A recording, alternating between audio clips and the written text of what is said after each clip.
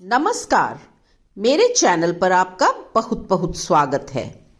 मांस संस्कृत से लिया गया शब्द है जो कुछ विशिष्ट पशु पक्षियों के गोश्त के संदर्भ में प्रयुक्त किया जाता है, जिसे प्रायः खाया जाता है।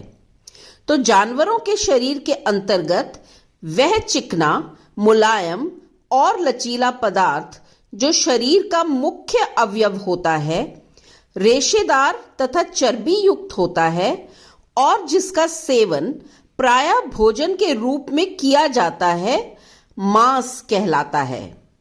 जलीय मत्स्य जीवों का मांस मछली यानी फिश की श्रेणी में आता है, जबकि अन्य समुद्री जीव समुद्री भोजन यानी सी फूड की श्रेणी में आते हैं।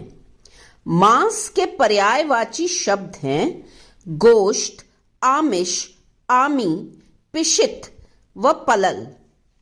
In English, it is the flesh or meat of an animal or bird that is cooked and eaten. अक्सर लोग मांस का उच्चारण मास कहकर कर देते हैं, मगर मास तो महीने यानी मंथ को कहते हैं। जैसे 6 मास की आयु में ही बत्तखें अंडे देने लगती हैं, या हथनियों में गर्भ धारण की औसत अवधि 20 मास है। तो मांस और मास समुच्चारित या श्रुति सम भिन्नार्थक शब्द युग्म यानी होमोनिम्स हैं, अर्थात अर्थ की दृष्टि से बहुत भिन्न हैं, मगर लिखने में, पढ़ने में व सुनने में लगभग एक जैसे प्रतीत होते हैं, पर इनकी वर्तनी में और उच्चारण में हल्का सा अंतर है।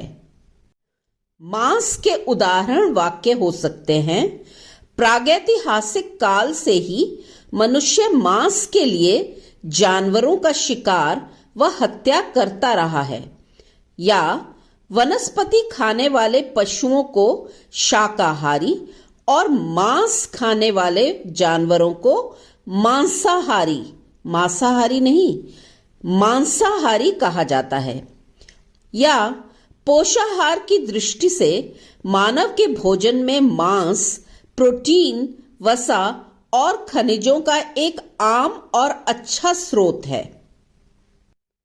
तो आइंदा कभी भी मांस का गलत उच्चारण मांस कहकर कदापि न करें, क्योंकि मांस और मास दोनों अलग अलग शब्द हैं। इनका अर्थ भी अलग है, वर्तनी भी अलग और उच्चारण भी अलग है।